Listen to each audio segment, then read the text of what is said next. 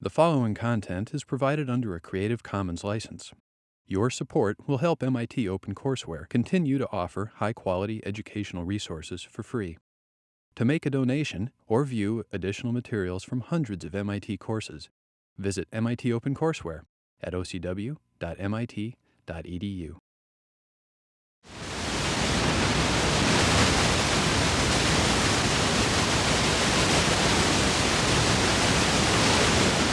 Hi. Today we begin our discussion of differential equations. It has been said that the language of the universe is differential equations. And for this reason, I would suspect from a practical point of view, differential equations is most important.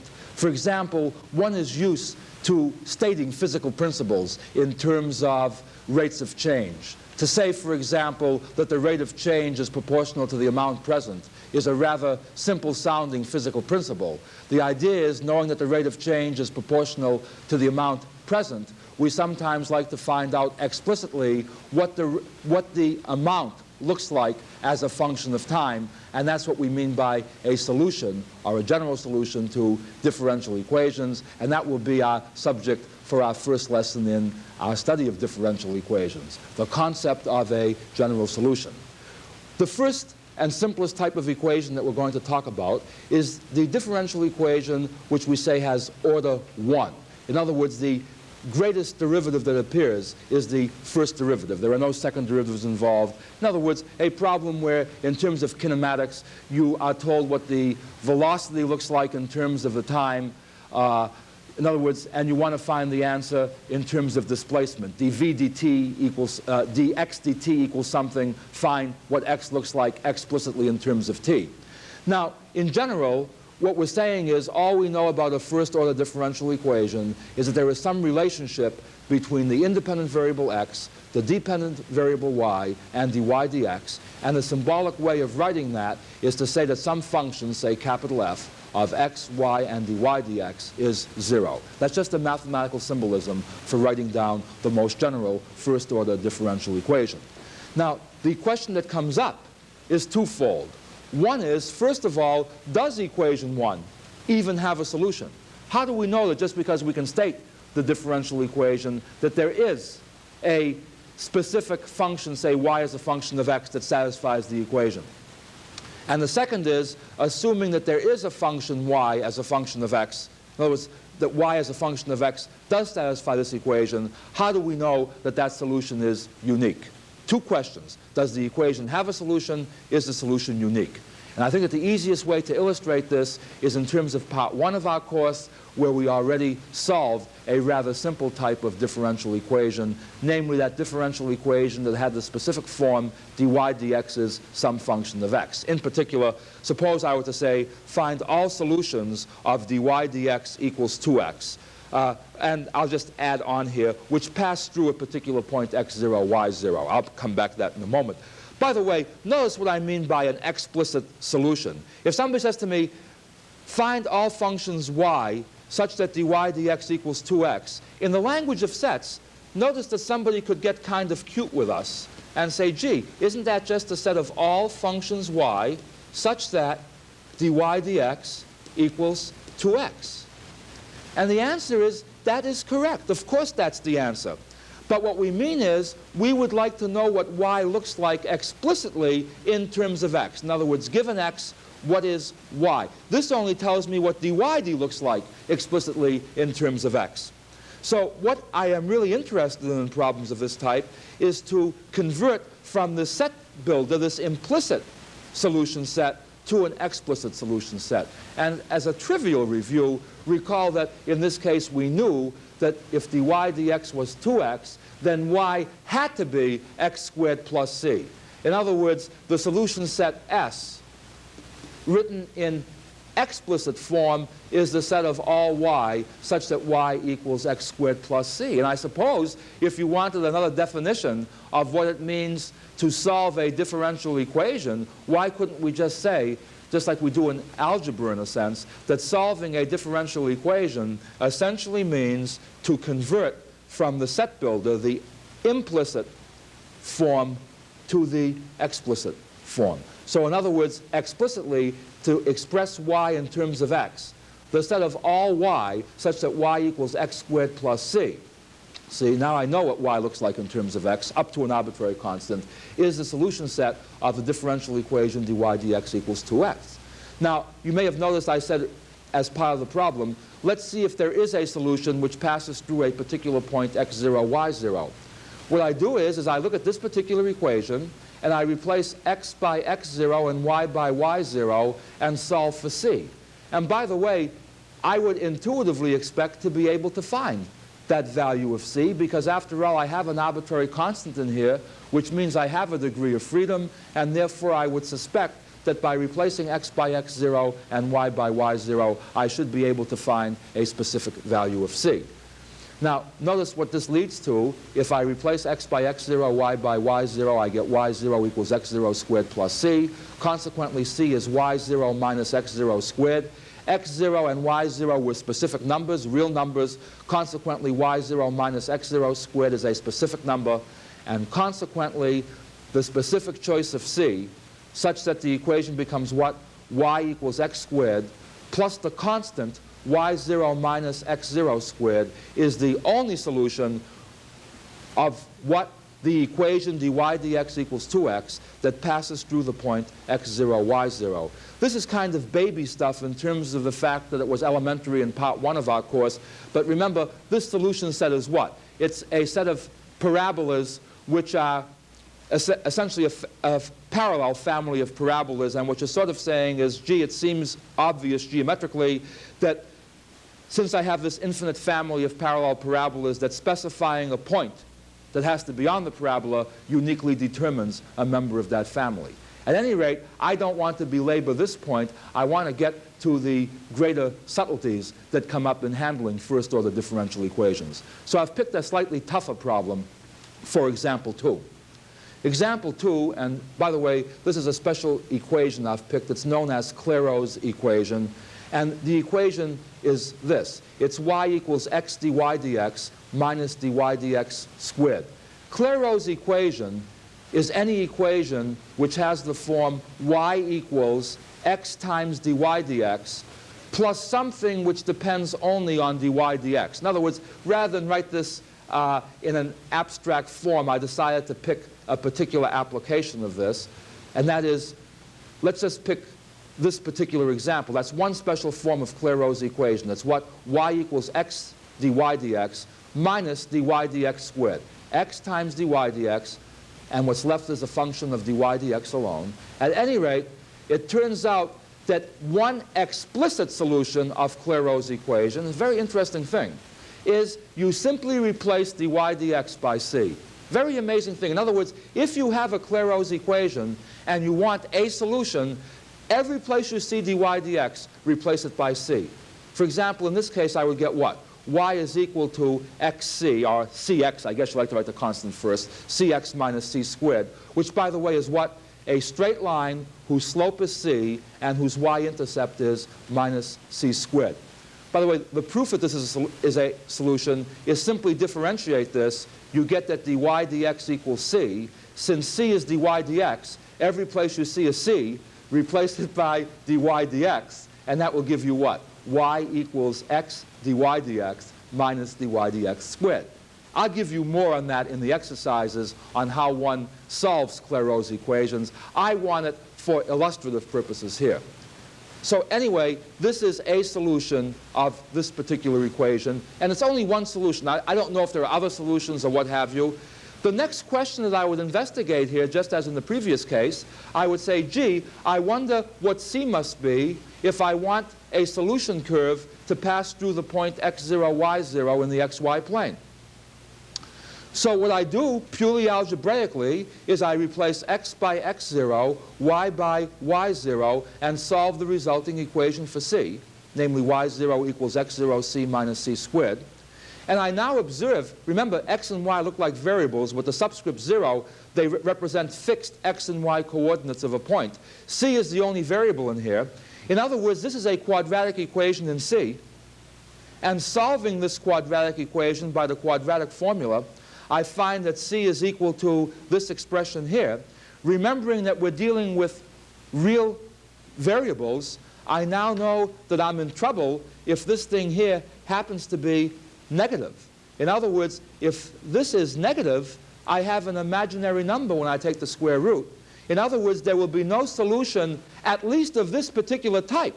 There'll be no solution to this equation if y happens to be, if y0 is greater than 1/4 x0 squared. And that means there will be no solution if you're above the parabola y equals 1/4 x squared.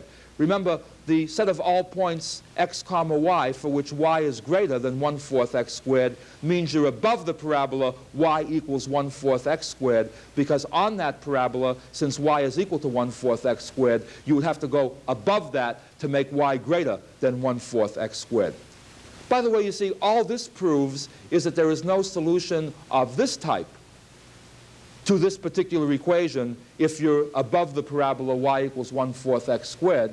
The question is, what if I didn't give you this as a hint? Suppose I just gave you this equation, didn't even give you a hint as to what the solution should be, and just said, tell me where there will be solutions. Notice that you did not need this piece of information to get started on this problem. Namely, all you had to say was, gee, this is a quadratic equation in dy dx. Let me solve this quadratic equation. See, what I could have done was what? I could have said dy dx squared minus x dy dx plus y equals 0, and then solve that equation for dy dx without boring you with the details of the quadratic formula all over again. It would have turned out more generally that dy dx is equal to x plus or minus the square root of x squared minus 4y over 2. And then I would have seen right from this, without even knowing what a solution was, that dy dx isn't even a real number. Remember, dy dx geometrically is slope, and slope is real. So this wouldn't even be a real number if y was greater than 1/4 x squared. So no matter what the solution is, the geometry of this problem tells me there can be no solution if y is greater than 1/4 x squared. And what that means is, if I draw the graph now, see, in other words, this is the x-axis, the y-axis, this is the parabola y equals 1/4 x squared. There are no solutions that pass through any points in here. No solutions in here. By the way, the plus or minus sign here is relatively unimportant. What it means is dy dx is a double-valued function. We would solve this in real life as two separate problems. Namely, dy dx equals x plus the square root of x squared minus 4y over 2, and dy dx is x minus the square root of x squared minus 4y over 2. Notice that the plus or minus sign has no bearing on the fact that the crucial point is that y must be no greater than 1/4 x squared. All right? By the way, if you want to see this geometrically, notice that y equals cx minus c squared is what kind of a line? It's the straight line whose y-intercept is minus c squared. Notice that minus c squared is negative whether c is positive or negative, because the square c squared can't be negative, so minus c squared can't be positive. Notice, however, if c is positive, c is the slope of this line. If c is positive, the straight line goes through this point, all right, and has this slope. If c is negative, it goes through this point with this slope. There's a very amazing property that the parabola 1/4 x squared has with respect to this family of straight lines. And I'll also talk about that more in the exercises. The parabola y equals 1/4 x squared is called the envelope of this family of straight lines. The amazing thing is that every straight line in this family is tangent to this parabola. And conversely, the tangent line at any point of this parabola is a line that belongs to this family. And that leads to a very remarkable thing, which is not immediately intuitively obvious. And that is, in particular, it must mean that the parabola itself must be a solution of my differential equation. You see, after all, if I pick a point now that's on the parabola and draw the tangent line in here, that tangent line belongs to this family. Because this point is on this tangent line, it must be a solution to the original differential equation. But that point is also on the parabola. The point doesn't know whether I'm considering it as being part of the parabola or part of the family of straight lines. Consequently, what it means is that this parabola must also satisfy the differential equation. And the best way of proving that is to show you that it does satisfy the equation. Namely, if y equals 1/4 x squared, Notice that dy dx is x over 2. Consequently, dy dx squared is x squared over 4. The differential equation I'm trying to satisfy is this one. If I replace y by 1/4 x squared, dy dx by x over 2, and look at what this says. It says x squared over 4 is equal to x squared over 2 minus x squared over 4, which of course is x squared over 4, and indeed the parabola does satisfy this equation. And now you see we've run into a very interesting situation here. Namely, on the parabola y equals 1/4 x squared, y equals x dy dx minus dy dx squared has at least two solutions. Namely, a member of the family of straight lines y equals cx minus c squared, and also the parabola y equals 1/4 x squared. Remember, at the beginning of our lecture today, we mentioned two questions. First of all, does the differential equation have a solution? And if it does have a solution, is the solution unique? What we've shown so far is that on the parabola, the solution is not unique. Namely, there are two solutions on the parabola. And we've shown that above the parabola, the equation has no solutions. Consequently, the answers to both questions 1 and 2 can be in the negative. And this is what makes differential equations a very tough subject, and why it's difficult to talk about the solution or a solution or what have you. But fortunately, there is a key theorem which we have at our disposal, a theorem which is far more difficult to prove than it is to state and memorize. And I will settle right now for just stating the theorem and having you see what it means. The key theorem is this. Let's assume, for the sake of argument, that we can write our differential equation explicitly in terms of dy dx. In other words, that dy dx is explicitly some function of x and y. If it turns out that f and its partial with respect to y are continuous in some region R, then at each point in R, there is a unique solution of dy dx equals f of xy, which passes through x0, y0. You see, notice that in the particular problem that we were just dealing with, what was f of xy? F of xy was this function here. Notice that f of xy will be continuous as long as this expression exists. In other words, f of xy will be continuous as long as y is less than or equal to 1/4 x squared. What about the partial of f with respect to y? To find the partial of f with respect to y, I have to differentiate this thing. Notice that y is under the integrals, under the square root sign. When I differentiate the square root comes down into the denominator. I can't allow a 0 denominator, so that tells me that not only must y be less than or equal to 1/4 x squared, but rather y must be less than 1/4 x squared, because if y equaled 1/4 x squared, when this factor comes down into the denominator, I'm in trouble. I have a 0 denominator.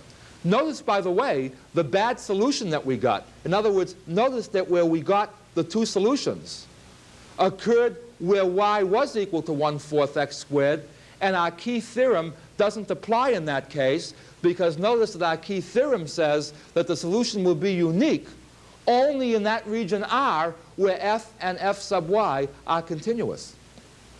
You see, notice that below the parabola, f and f sub y were continuous. In other words, these functions couldn't go bad in our problem. Consequently, since we had one solution of the form y equals cx minus c squared that passed through every point that was below the parabola, the fact that this theorem applies says there can't be any other solution, because once you've found one solution, that's all there are. That's exactly what you mean by unique. See, in other words, if the solution is unique, then we can talk about a general solution, namely that solution that has one arbitrary constant in it. We can find what point it passes through by solving for the arbitrary constant, and that's what we mean by a particular solution. In fact, let me just summarize that for you in terms of our two examples. By a general solution, you mean what? You mean a solution that has one arbitrary constant such that through any point in your region, you can get one and only one solution. Notice that the differential equation dy dx equals 2x has one solution, y equals x squared plus c, one family of solutions. All right? That's the general solution. Notice that 2x, you see, if f of xy is 2x, f is certainly continuous. The partial of f with respect to y, since f of xy is just 2x, is a function of x alone, the partial with respect to y is 0, which is certainly a continuous function. In other words, that's another way of seeing what we had in part 1. Another way of looking at it, that's in terms of our key theorem here, why we have a unique family of solutions, that in the whole xy plane, 2x and its partial with respect to y happen to be continuous. On the other hand, in example 2, the general solution was y equals cx minus c squared, provided that our region R was restricted to being what? That we were below the parabola y equals 1/4 x squared. By a particular solution, we mean a solution that you can get to pass through a particular point. In other words, by arbitrarily specifying a value of the constant. For example, referring to example 1 again, if I pick c to be 7 or minus pi, see y equals x squared plus 7, y equals x squared minus pi, these are particular solutions of the equation that we're talking about. In particular, what we're saying is, if you want the particular solution, see, maybe I should emphasize that, the particular solution that passes through the point x0, y0, your constant must be chosen to be y0 minus x0 squared.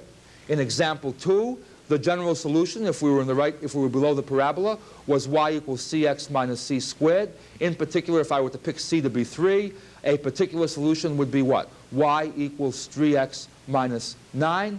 Or to do this more generally, given the point x0, y0, the particular solution of y equals cx minus c squared, which passes through this point, is determined by c being this expression, where the plus or minus sign is not really ambiguous here. What we meant is that when we have the plus or minus sign, we look at this as two separate problems. Finally, we come to a third concept. That's called a singular solution. A singular solution occurs only when you're in a region where f or its partial with respect to y are not continuous. For example, there are no singular solutions to example 1. On the other hand, a singular solution to example 2 was y equals 1/4 x squared. Why do I call it a singular solution? Let me point out that there is no way of getting y equals 1/4 x squared by judiciously choosing the constant c. As long as c is a constant, observe that for every choice of c, y equals cx minus c squared is a straight line. In particular, the straight line whose slope is c and whose y-intercept is minus c squared. In other words, I cannot get the curve y equals 1/4 x squared by specifying a constant here. That's why it's called a singular solution. It cannot be obtained from the general solution, but notice that that singular solution only existed because we violated the condition that our region be below the parabola. In other words, once we get outside of the region where f and f sub y were continuous, then mongrel-type solutions could have snuck in. And those are what are called singular solutions, but I'll talk about those more in the exercises. What I thought I would like to do for the remainder of this lecture is to talk specifically about what the textbook is all about and what we'll be dealing with for the next few lessons. You see, the next few units will not have any lectures. This is the lecture that will launch you into solving first-order, first-degree equations. From this point on, until we get to second-order equations, there will be no lectures, simply reading assignments in the text and learning exercises where I'll try to give you the so-called cookbook part of differential equations. But I thought that to lead into that, what I thought I wanted to bring out was this. Let's suppose that we restrict our attention to not only first-order equations, but first-degree equations. In other words, not only does the only derivative that appears be the first derivative, but it also happens to appear only to the first power. All right? Notice that in that situation, as I look at every term in my differential equation, they fall into two types. There'll be a term in which dy dx is a factor, or a term where dy dx is not a factor. What I can therefore do is collect all the terms which have dy dx as a factor and factor out dy dx. So I have a term of the form what? Some function n of x and y times dy dx plus what? A bunch of terms involving only x and y, which have no dy dx in them, equals 0. In other words, this is the most general form of my first-order, first-degree equation. If I now treat these as differentials and multiply through by dx, notice that I'm back to the standard differential equation form that we talked about. In fact, I'll bring this up again in a moment, in block 3 when we introduced exact differentials. Namely, I have an equation of what form? M dx plus n dy equals 0. By the way, to correlate this with our key theorem, notice that from here I could have written that dy dx was minus m of xy over n of xy.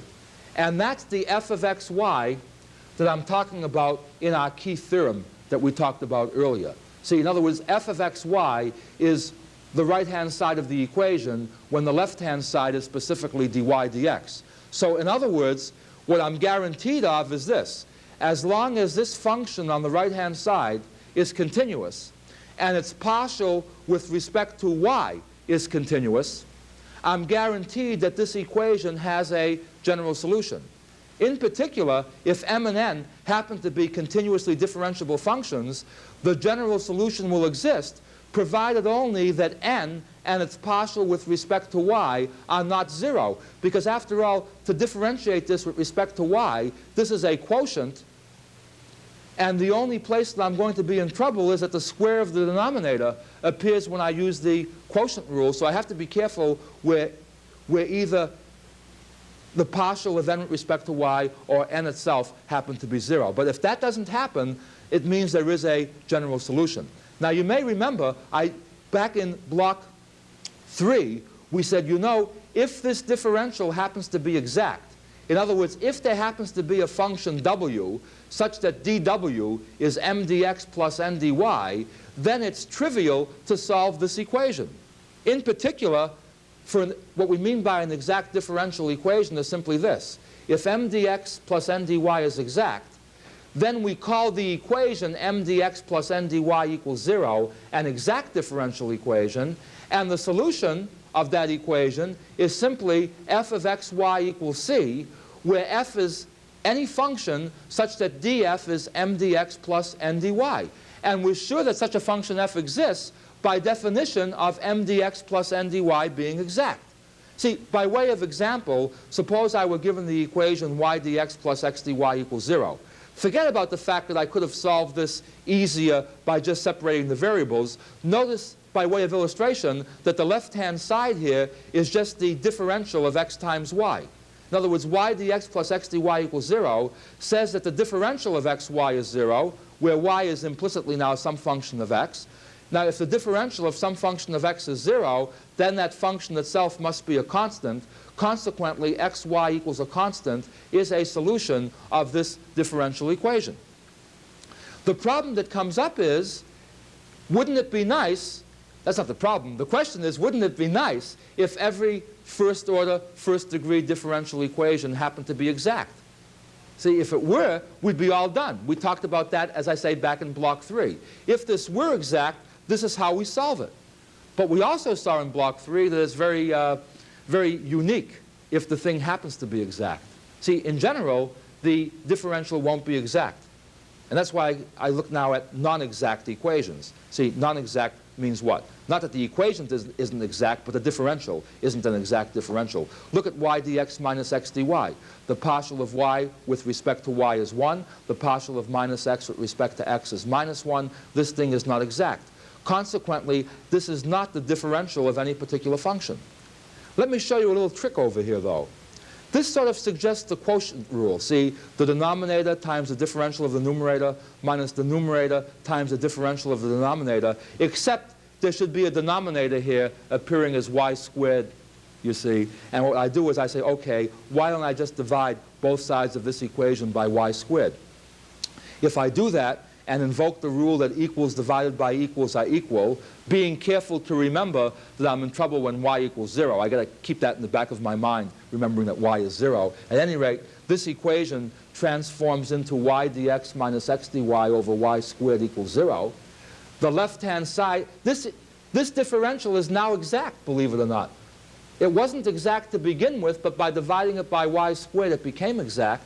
In fact, the left-hand side is now the differential of x over y. In other words, the differential of x over y is 0. Therefore, x over y is a constant, or in particular, y is some constant times x. By the way, remembering that y had to be unequal to 0 for this to be true, notice that we have to check y equals 0 separately. Notice, by the way, that y equals 0 is a particular solution of this equation obtained by choosing c equal to 0. So y equals 0 gives us no great hardship here.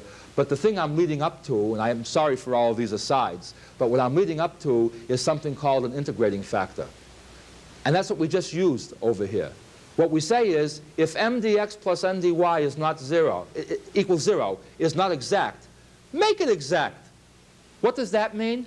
Find a function u of x and y such that when I multiply, or divide, makes no difference, both sides of this equation by it, the new equation, which you see has the same solution set as this one. See, in other words, a solution, something is a solution of this equation if and only if it's a solution of this equation. See, it's equals multiplied by equals are equal. What if this is exact? See, that's precisely what we did up here. Y dx minus x dy was not exact. The u of x, y in that case was just 1 over y squared. We multiplied both sides of the equation by 1 over y squared and made this exact. The problem is this, though. It turns out, theoretically, that if an equation of first order, first degree is not exact, there is an integrating factor. In other words, something that you can multiply it by to make it exact. The problem is that in real life, that factor is harder to find than the solution of the original equation in most cases. Namely, how would I find a u such that this was exact? Remember, the condition for exactness is that the partial of this with respect to y has to equal the partial of this with respect to x. Remembering that u is a function of x and y, I have to use the product rule over here. I get u times the partial of m with respect to y plus the partial of u with respect to y times m equals u times the partial of n with respect to x plus the partial of u with respect to x times n. And look at this equation. I'm trying to solve this for u, and notice that this is still a differential equation, but it involves even partial derivatives. In other words, to solve this equation involves having to solve a partial differential equation, which is even harder to do than the equation that we're trying to solve now. Well, at any rate, let me show you now, in summary, why people refer to differential equations as a cookbook course. Philosophically, there's nothing to solving first order, first degree differential equations. Namely, look at the differential. If it's exact, bang, you just integrate it directly. Find the w such that dw is m dx plus n dy, then w equals a constant as a solution. If it's not exact, find an integrating factor. Make it exact. The trouble is that in real life, given a particular equation, it's very, very difficult to find the integrating factor.